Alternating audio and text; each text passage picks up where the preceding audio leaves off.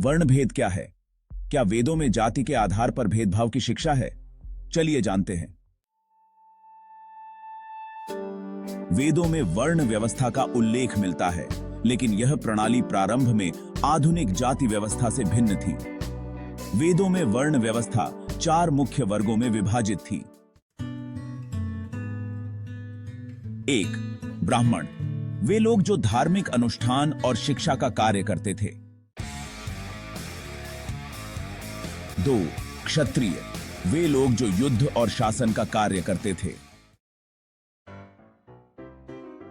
वैश्य, वे लोग जो कृषि, व्यापार और अर्थव्यवस्था का कार्य करते थे।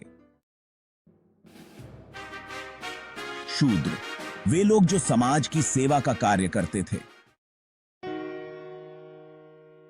यह व्यवस्था कर्म और गुणों पर आधारित थी, न कि जन्म पर। ऋग्वेद के पुरुष सूक्त ऋग्वेद 10.90 में वर्ण व्यवस्था का उल्लेख मिलता है, जिसमें समाज को 4 वर्णों में विभाजित किया गया है। ब्राह्मण मुख से उत्पन्न हुए, क्षत्रिय भुजाओं से, वैश्य जंघाओं से और शूद्र पैरों से उत्पन्न हुए। हालांकि यह महत्वपूर्ण है कि यह विभाजन केवल समाज की विभिन्न भूमिकाओं का एक सांकेतिक विवरण था और इसे कठोर और स्थायी जाति व्यवस्था के रूप में नहीं देखा गया था।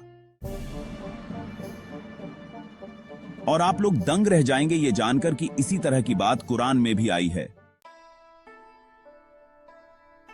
अल हुजुरात 49:13 में है, ऐ लोगों, हमने तुमको एक मर्द और औरत से पैदा किया और तुमको जातियों और कबीलों में इसलिए बांटा कि तुम आपस में एक दूसरे को पहचानो। अल्लाह के नजदीक सबसे ज्यादा इज्जत वाला वह है जो तुम में सबसे ज्यादा परहेजगार है। बेशक अल्लाह सब कुछ जानने वाला, खबर रखने वाला है। इस आयत में अल्लाह बताता है कि उसने लोगों को विभिन्न जातियों और कबीलों में इसलिए बनाया ताकि वे एक दूसरे को पहचान सकें, इसलिए नहीं कि तुम एक दूसरे को ऊंचा या नीचा समझो। और यह भी कहा कि अल्लाह के नजदीक सबसे अधिक सम्मानित वह है जो सबसे अधिक परहेजगार यानी अल्लाह का आज्ञा पालन करने वाला है।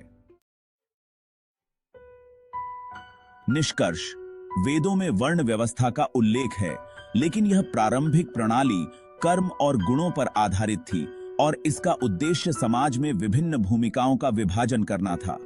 बाद में इस प्रणाली में विकृति आई और यह जन्म आधारित जाति व्यवस्था में बदल गई।